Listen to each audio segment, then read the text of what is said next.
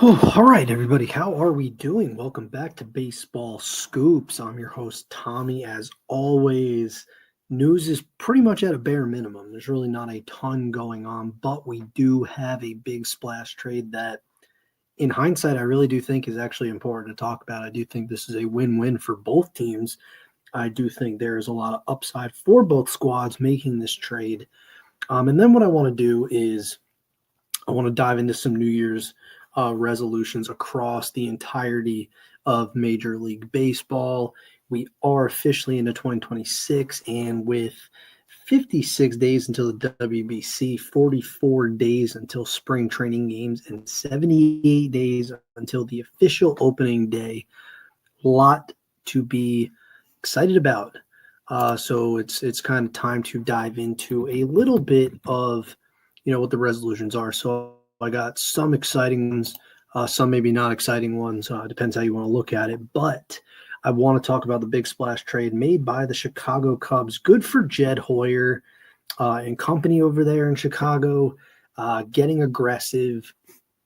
They kind of, we saw them be aggressive last year where they kind of came out of nowhere and traded for Kyle Tucker, a team that really did need a star, a team that really went on to add a high-octane bat into that offense, and I think Kyle Tucker performed extremely well, and then injuries kind of hindered his second half of the year where he wasn't nearly as dominant as his first half, but Kyle Tucker was a complete fit for that offense.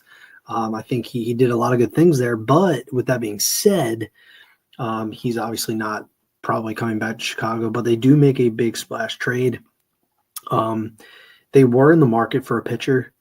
Obviously, Zach Gallen was a member of the Cubs for about 10 minutes, and then that all faded away. But coming to them is Edward Cabrera, 27 years old, is under team control until 2029, which is wonderful for the Cubs because he's got term. So they add a nice middle of the rotation piece into this rotation, which is enormous. But going to the Marlins is number one prospect Owen Casey. You also have Edgardo De Leon. He's also moving on. And there's one more piece. The other piece is Christian Hernandez. So I'll talk about the Marlins first because I do think this is a really good business. Granted, you're going to look at you're going to kind of look at De Leon. De Leon really, he's 18 years old. And he was in the complex, so he still has a long ways to go, but a really nice nucleus, a really nice building block for them.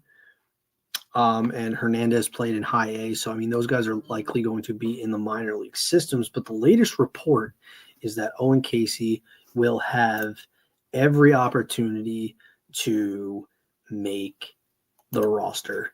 And Casey, he played 12 games. He made his debut a little bit towards the end of this year, getting called up.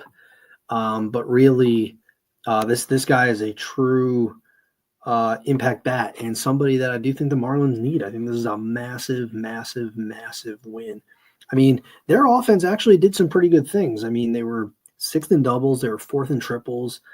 They had the sixth most hits. So, I mean, that offense really did a lot of special things, for their season, where they were a pretty surprised team, very fun team to watch. I think they have a lot of nice young pieces there that are worth tuning in for, but that team needs power.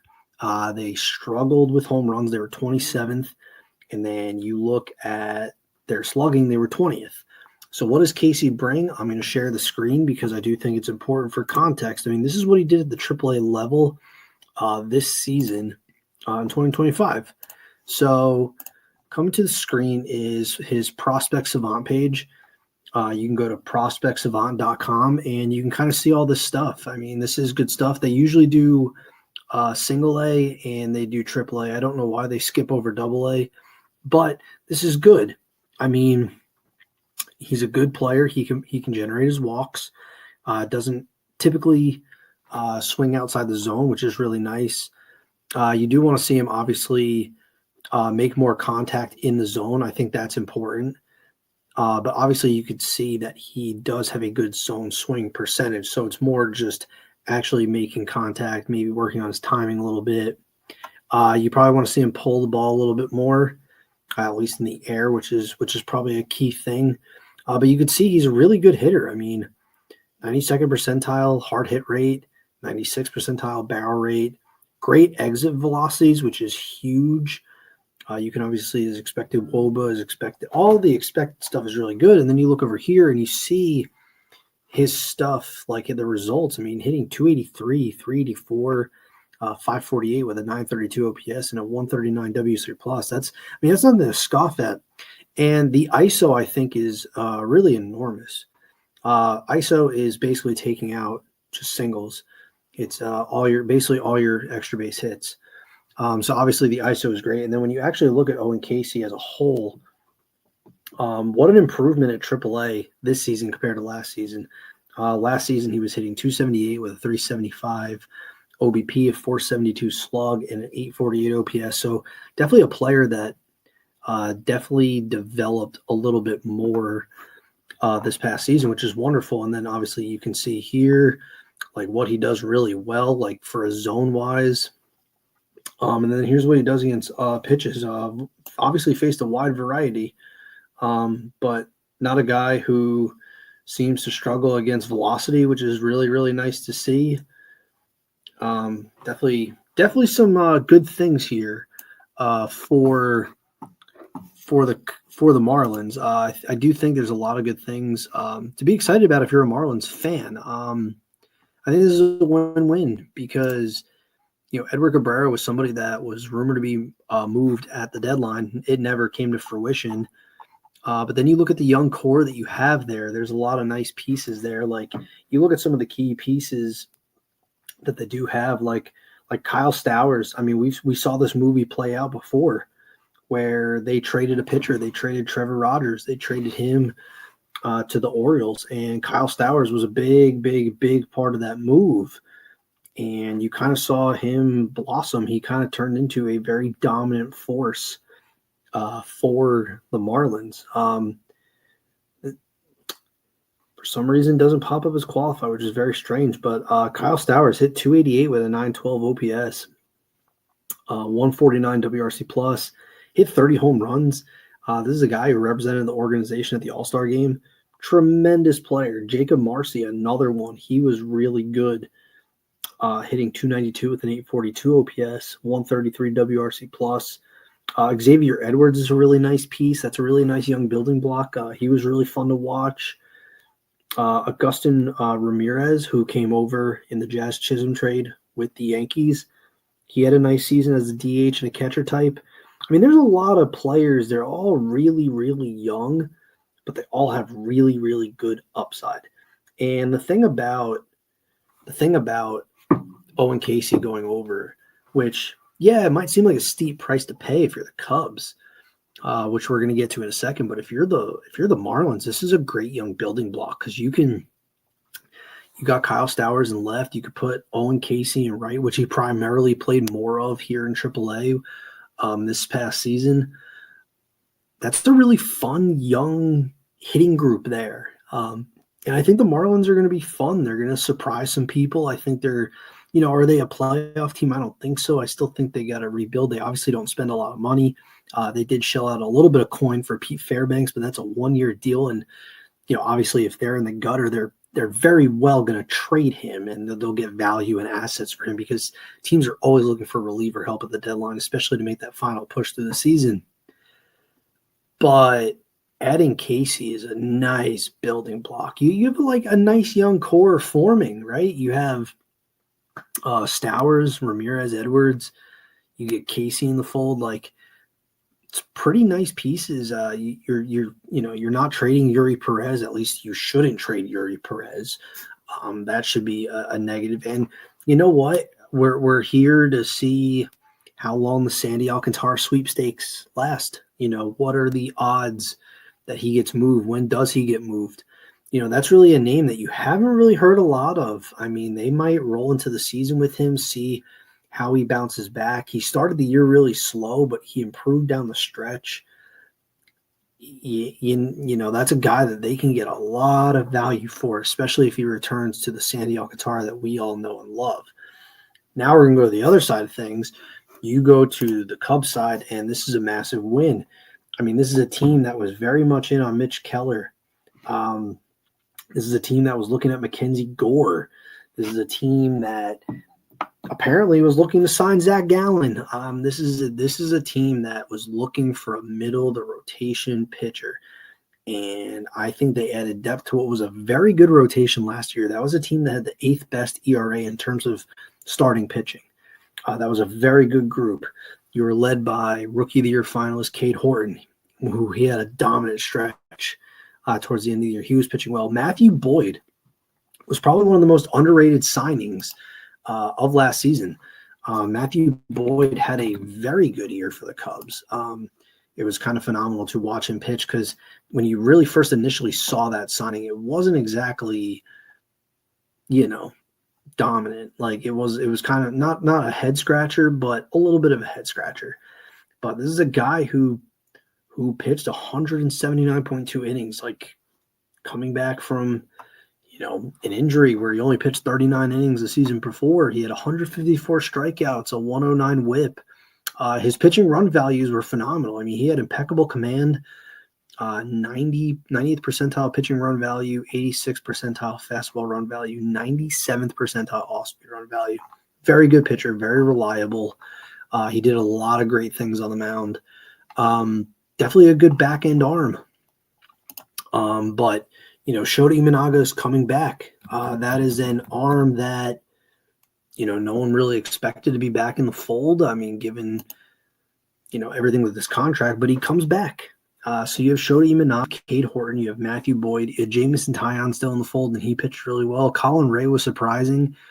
But this is a really good ad. I'm very happy for Cubs fans. I think Cubs fans deserve it. I think Cubs fans have every reason to be excited. I mean, this is a team that made the playoffs. They won a playoff round. They went on to beat the Padres in the wild card round, but they obviously didn't get it done against the Brewers. I mean, the Brewers were a force to be reckoned with, so it just is what it is. But a lot of good things to be happy about if you're Eric Cabrera. First time in his career, he's pitched over 100 innings. So, how many more times can he do that? But there's still a lot to be thrilled about. I mean, 137.2 innings. The whip was good. 1-2-3 whip. 150 strikeouts, the most strikeouts in his career. He's made 20-plus starts each of the last 3 seasons, and he's pitched at least above the 90-inning mark in each of the last seasons. Very up and down year in 2024, but he really had a career year this year. I do think there's a lot to be happy about. He did figure out the K rates, which is good. Lowered his walk rate, which is great. He figured out how to kind of dial in his command. There's a lot to be thrilled about. Good middle rotation guy. I mean, no one's saying he's got to be an ace, but you see some upside. Changeup is his bread and butter pitch. That's what he goes with. At first, he definitely threw his four-seam fastball a lot less this season than last season, where last season he got teed off a ton. Batters were slugging 517 against it, hitting 299 against it. So definitely want to see a nice change there. But his slider played well, 43.7% rate. Same with his curveball. His curveball was his bread and butter. Top put away pitch. Teams were only batting 142 against it, so it was dominant. Teams really didn't have much of an answer for it. So I do think this is a pitcher that is going to make a difference for the Cubs. I think it's the perfect guy under team control, so it's perfect for them. They don't have to worry about shelling anything out. I think it's a pretty big – it's a win-win. I mean, the Cubs are a team that's looking to compete. They're looking to contend further, especially in the National League. And if we look at the Dodgers any more than we have, you can never have too much pitching. So that's a team that has that. Plus, they're going to get Justin Steele back. Justin Steele coming off Tommy John. It's going to be a good rotation. It's going to be a fun rotation, especially with the addition of Steele coming back. That's definitely important. if you're the Cubs. So I do think this is a massive win for the Cubs. I do think this is a good move. I mean, that's kind of been the mantra. We've seen young, controllable pitching go for a lot on the open market. We've seen the Shane Boss trade. We've seen the Edward Cabrera trade now. Like, if you got controllable pitching that's available, teams are likely going to pay the premium for it. So, if you do have it, I'd say go get it if you can. So that's my thoughts on the trade. I think it's great for both sides. I think this works.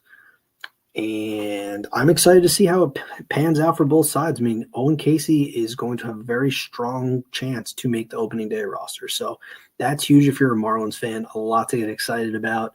And if you're the Cubs, you got a very nice piece coming to you. And an already good rotation last year that didn't even have Justin Steele, by the way, just got reinforced. So it's going to be fun. They play in the Central, so it's going to be exciting. Moving on, it's time for resolutions. Everyone's got resolutions. We all do as humans, as just regular people, where we set something out to do. Whether we achieve that or not is a different story, but we do get to go ahead and set ourselves some goals and resolutions. So I did a few resolutions. I did an article on the Baseball Scoop Substack. And with that being said, I have a few that I think are important, that I think I'm very excited to watch for. Hopefully it does change. My first resolution is the Pittsburgh Pirates offense comes to life. Pirates fans, baseball fans, it's probably frustrating if you watch the Pirates play baseball. That team has good pitching. Believe it or not, that is a must. I'd say on most nights, that is like pretty must-watch television. I really do feel that way. That's a Pirates pitching staff that has really good names. Obviously, Paul Skeens, arguably the best pitcher in baseball. I'd say he's right behind Terry Screwball, but that race is pretty close in my opinion. But it goes beyond that. Bubba Chandler is going to be a very fun rookie. There's a lot to work with. Good velo. Get the strikeouts. There's things he's got to work on just to dial it in a little bit more. Young pitcher, high upside. There's a lot to work with there. You should be very excited if you're a Pirates fan. But then you go beyond that. I mean, Mitch Keller's still around. He's not been traded. So that's a very good arm, a good consistent arm they've had for quite some time. A healthy Jared Jones goes a very long way in that rotation. And I'm also excited about Braxton Ashcraft. I think that's a pitcher to watch for. I think it's an under-the-radar pitcher that maybe most fans don't tune into because it's the Pirates, and obviously they're not very good. But that is a team that had the 7th fewest earned runs. The Pittsburgh Pirates pitching staff had the 7th fewest earned runs.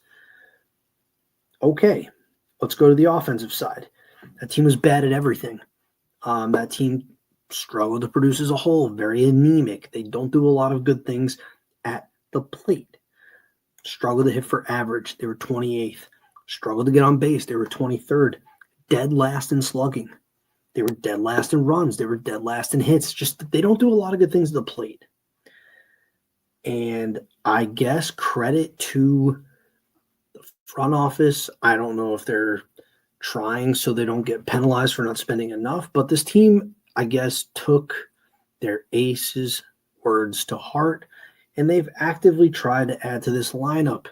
Brandon Lau hit 31 home runs last year, which was the most among second basemen in baseball. He's also hit 20-plus home runs in each of the last 3 seasons. So you're getting a good, reliable bat. The defense is a little suspect. Good, reliable bat. You need something. Ryan O'Hearn, solid impact bat. He's hit 280 in 2 of the last 3 seasons. So, I mean, good contact hitter.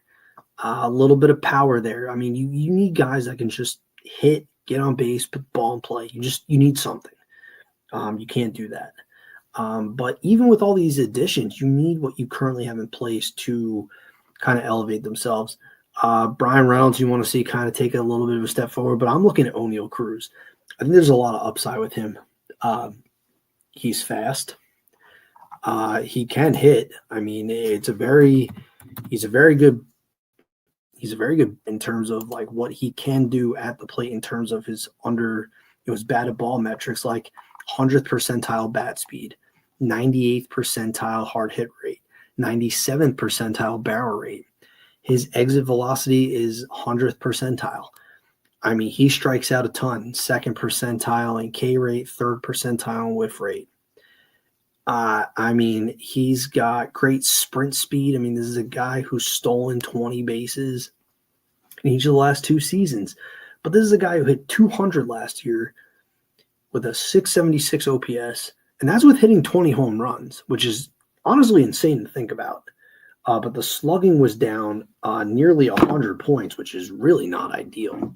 The OBP went from 324 to 298, so he struggled immensely in 2025.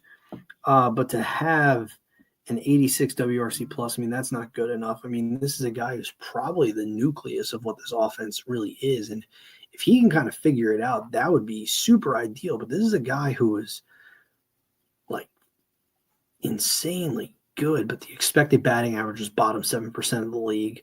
But I mean, this is a guy who makes good contact and good power. I mean, there's got to be a deep dive that I got to do into him. But this is a guy who struggled against breaking balls. Whiff rate against breaking balls was 45.1%, which is brutal. I mean, he saw that be the top put-away pitch to kind of get him out. He struggled. He struggled immensely. It's not ideal. But that's a guy that they're looking to, right? Like, you need to see that. I mean, they added Yostinks and Garcia. Like, that's huge. The biggest one's going to be Connor Griffin. If Connor Griffin can make his debut, which they've already indicated that he has a very good chance to doing so, the sky's the limit. I mean, he's the shortstop, so that's good news.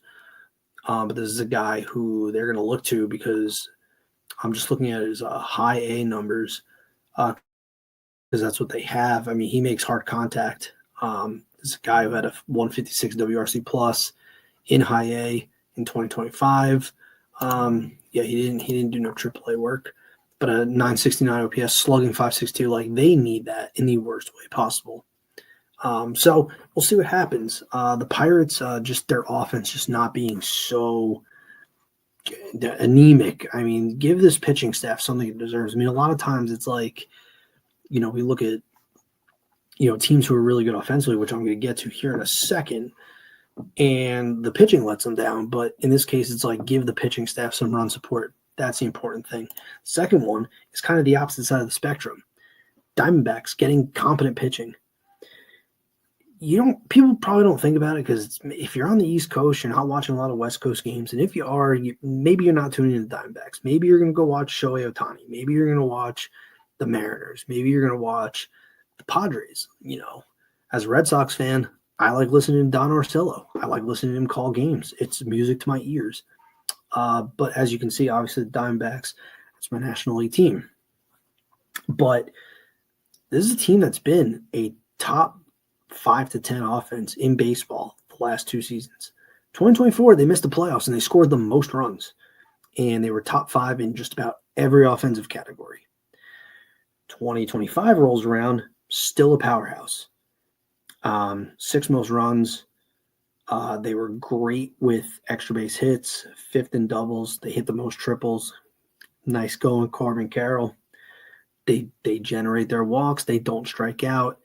They had a little bit of everything. Hit for power, everything. That's even with trading Josh Naylor, Eugenio Suarez. That team still hit, and they still hit well, and they got good contributions down the stretch. Blaze Alexander looked really good. Very excited to see what he can do in a full year with every opportunity that he will have to make the roster. It's a team that's a force to be reckoned with. The problem is they can't pitch. They have bad luck. Justin Martinez tore Tommy John. AJ Puck, Tommy John. Those are their 2 back-end arms of the bullpen. That's setup man, that's closer, both interchanged. Who closed, who didn't close. Both very, very, very good pitchers. Losing them was brutal because that's a team that had the 2nd most blown saves in baseball behind the Angels. It's not good company to be in if you're the Diamondbacks. Then you go to the pitching side of things for the rotation, pretty big different story. Zach Gallen had the worst year of his career. Most earned runs, giving up the most home runs, struggled with command. His pitches were getting really knocked around. He finally did dial it in, added a two-seamer towards the end of the year, which really helped him dial in his command, was able to get his strikeouts, performed much better. He figured it out.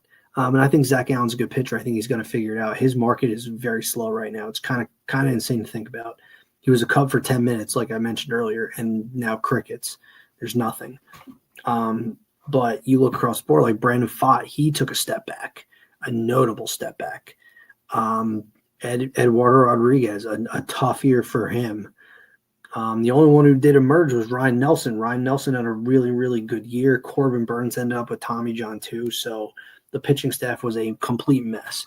But that's a team that literally is bottom 10 in ERA. Like, that's not ideal, especially for an offense that can produce the way it has. There's so many good players on that offensive side of the plate, and you want to be better. But Ryan Nelson has emerged as their ace. Really good year, 3.39 ERA, 107 WHIP, career high in strikeouts, 93rd percentile pitching run value. So he did pitch as an ace pretty much. I mean, there's a lot of things to work on. There's always room to improve, but he's a major bright spot. But that team needs the pitching to work out. A bounce back year from Brandon Pfaadt will go a long ways. Merrill Kelly's back, so that's a stable placeholder.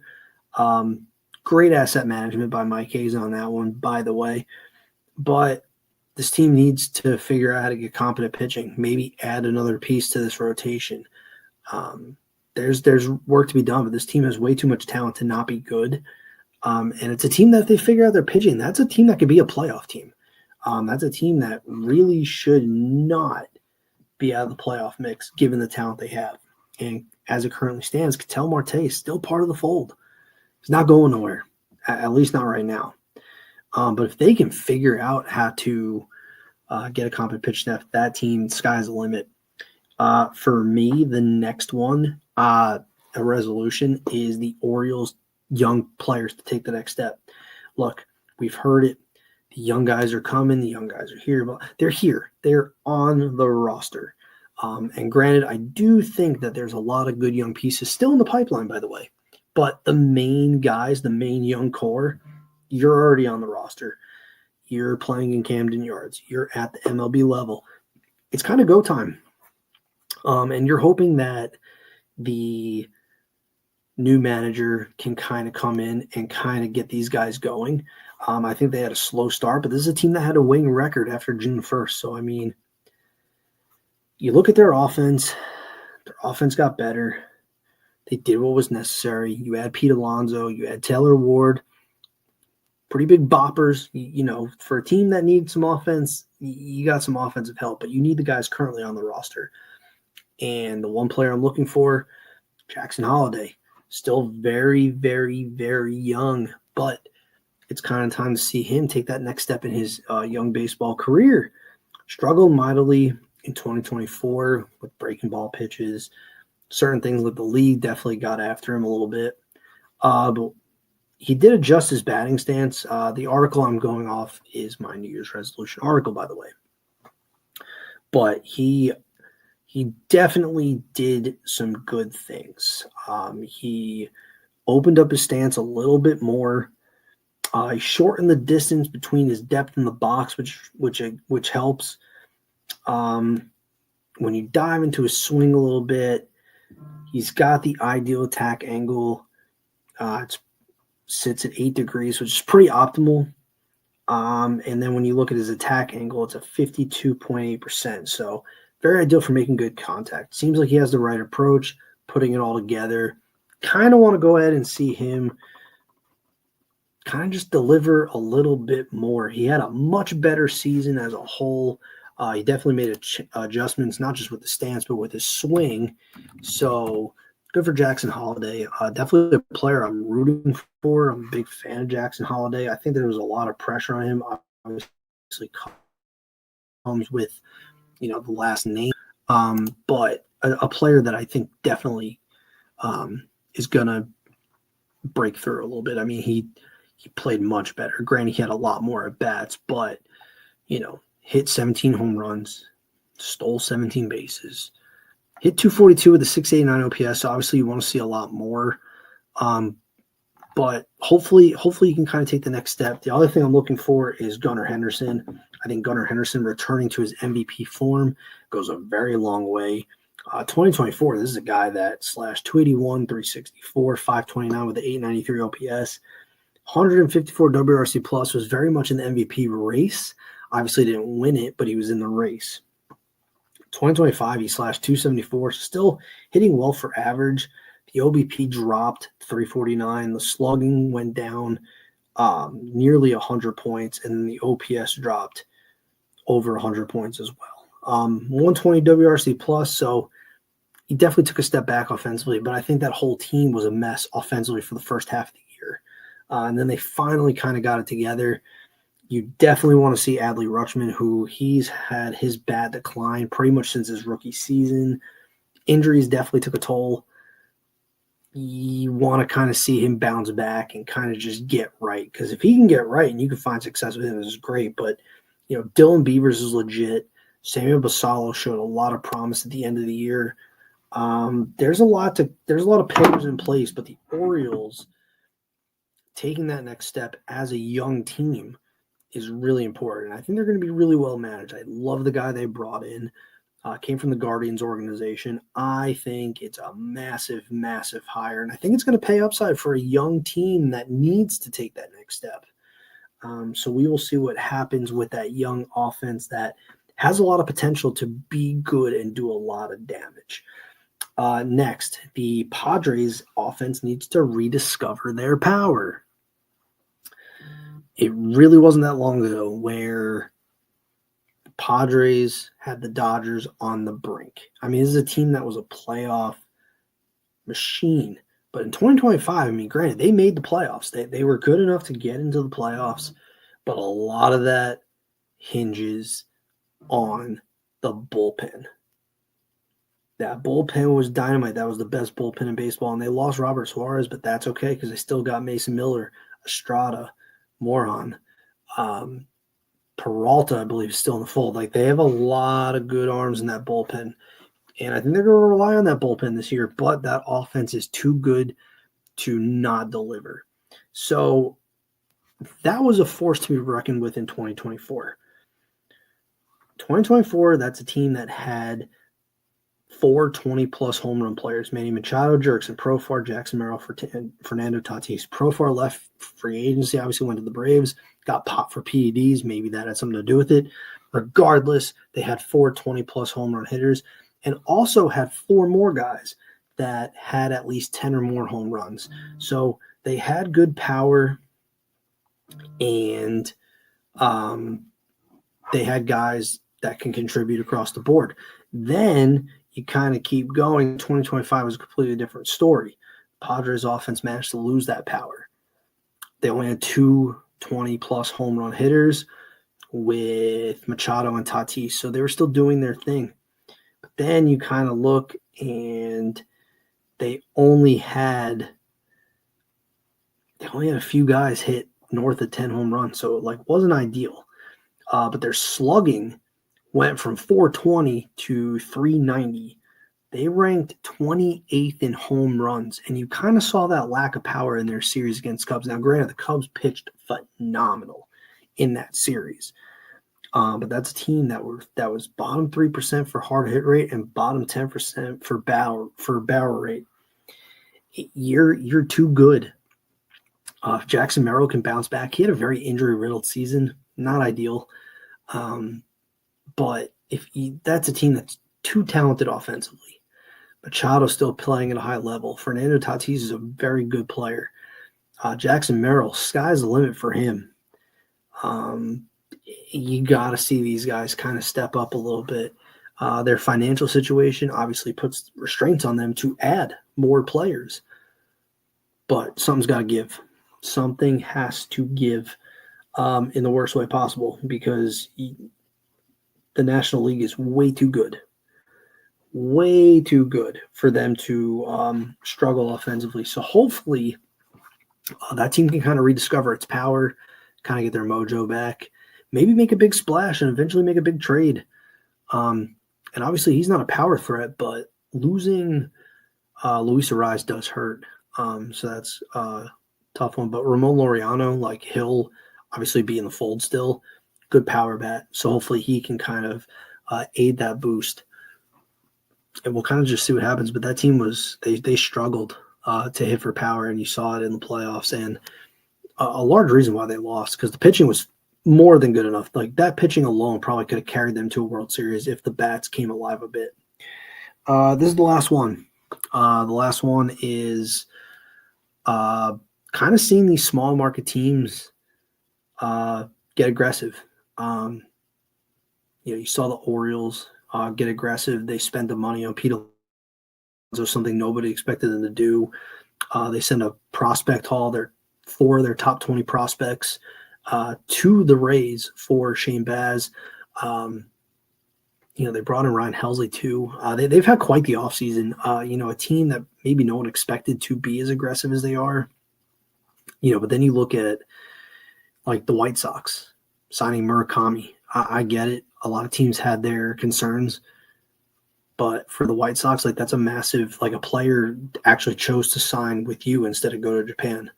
Obviously, if his posting window closed. So there is that too. And for the love of God, the Brewers just spend the money on Freddie Peralta. Don't trade him. That's such a bad look you've done this now 3 times with guys in their contract year. You trade them, and I understand you have a way of operating, but step out of your comfort zone a little bit. I'd love to see the Rays get aggressive. Trade Ketel Marte. That would obviously sting if as a Red Sox fan, but Rays who definitely need a second baseman. And I think they have the ammunition to give the Diamondbacks what they're seeking, for Ketel Marte's services. So I'd love to see the unexpected teams, like even the Pirates. I mean, they made moves. O'Hearn, Lau, they're trying, and they tried for Schwarber too. So seeing these young, small market teams do big things, huge, huge, huge. So with that being said, those are my resolutions, at least for 2026. Obviously, you can do a resolution for almost every team alive, but I chose the ones that I felt were fun to watch and things I'm actually excited to watch for as a baseball fan. So hopefully news happens. If not, this is it. This is what I got. And as we always say here at Baseball Scoops, go baseball.